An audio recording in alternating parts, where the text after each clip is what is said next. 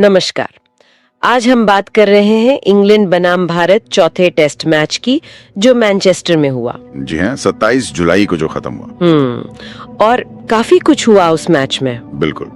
हम the guardian, Reuters, Hindustan times जैसे स्रोतों से मिली जानकारी के आधार पर गहराई से देखेंगे, खासकर बेन स्टोक्स के प्रदर्शन और मैच के उस विवादास्पद अंत को। हाँ, वो अंत तो वाकई चर्चा का विषय बन गया। समझने की कोशिश करेंगे कि हुआ क्या और इसका सीरीज पर क्या असर पड़ेगा। बिल्कुल।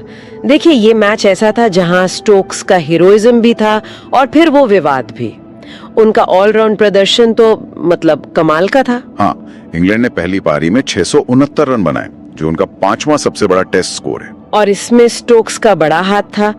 141 रन बनाए उन्होंने। 2 साल बाद उनका पहला शतक आया और 7000 टेस्ट रन भी पूरे कर लिए। जी, और बात यहीं खत्म नहीं हुई।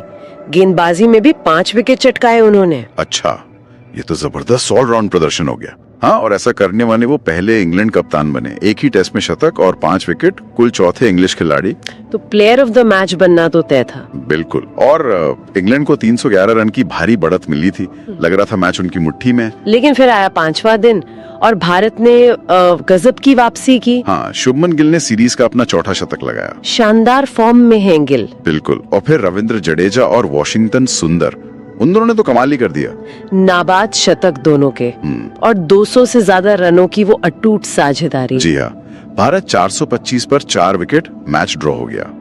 यहीं से चीजें थोड़ी बिगड़नी शुरू हुई है ना, विवाद वाला हिस्सा। हाँ, जब करीब 15 ओवर बचे थे तो स्टोक्स ने जडेजा और सुंदर को मैच वहीं खत्म करने, मतलब ड्रॉ मानने लेने का प्रस्ताव दिया। शायद अपने गेंदबाजों का वर्कलोड देख रहे होंगे। हाँ, उनका कहना यही था बाद में। लेकिन उस वक्त जडेजा और सुंदर अपने पहले टेस्ट शतक के बहुत करीब थे, तो उन्होंने मना कर दिया। बिल्कुल, जो स्वाभाविक भी है। बिल्कुल। लेकिन इसके बाद जो वो थोड़ा अजीब था।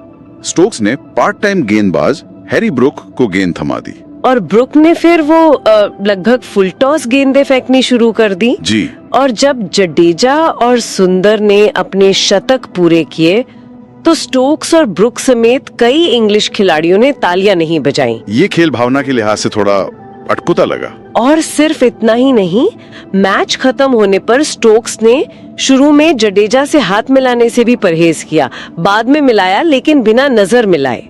इसकी आलोचना तो हुई होगी फिर। बहुत हुई। नासिर हुसैन जैसे पूर्व कप्तान ने इसे मूर्खतापूर्ण कहा, बिगड़े बच्चे जैसा बर्ताव। संजय मांजरेकर ने भी स्टोक्स के रवैये पर सवाल उठाए। मीडिया में भी इसे तमाशा कहा गया। क्या ये सिर्फ कप्तान की फ्रस्ट्रेशन थी? स्टोक्स ने प्रेस कॉन्फ्रेंस में अपना बचाव किया। उन्होंने कहा कि उनके मुख्य गेंदबाज बहुत थक चुके थे, सीरीज में बहुत ओवर फेंके थे। हाँ, उन्होंने खुद तो रिकॉर्ड 140 ओवर डाले हैं इस सीरीज में। बिल्कुल। तो उनका कहना था कि वो निर्णायक मैच से पहले कोई रिस्क नहीं लेना चाहते थे, किसी गेंदबाज को चोटिल नहीं करना चाहते थे। अच्छा। हालांकि उन्होंने मैच के बाद जडेजा और सुंदर की तारीफ भी की, कहा कि वो अविश्वसनीय रूप से अच्छा खेले। ये वर्कलोड वाली बात में दम तो है। स्टोक्स खुद भी तो चोटों से जूझ रहे हैं। पिंडली में एंठन, बाइसेप टेंडन, कंधा, जांग। हाँ, शारीरिक तौर पर उनके लिए ये सीरीज काफी कठिन रही है। 140 ओवर डालना कोई मजाक नहीं है। इसके बावजूद उन्होंने कहा है कि वो ओवल में 5वां टेस्ट खेलेंगे। जी हाँ, उनकी फिटनेस और फॉर्म ओवल टेस्ट के लिए बहुत महत्वपूर्ण होगी।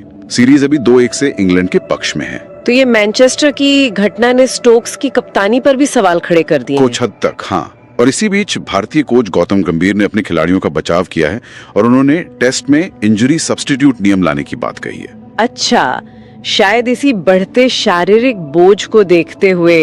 हो सकता है। लेकिन दिलचस्प बात यह है कि स्टोक्स ने इस इंजरी सब्स्टिट्यूट के आइडिया को पूरी तरह से हास्यास्पद बताया है। उनका मानना है कि इसका गलत इस्तेमाल हो सकता है। जी, तो ये एक और बहस शुरू हो गई है।